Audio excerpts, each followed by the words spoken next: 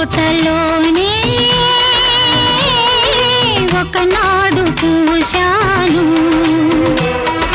నా ఆశ తీరా ఈనాడు చూశాను అమ్మలేని జీవితాన కంటి పాపనై నాన్న బాధ చూడలేని కంటి పాపనై ఇన్నాళ్ళుగా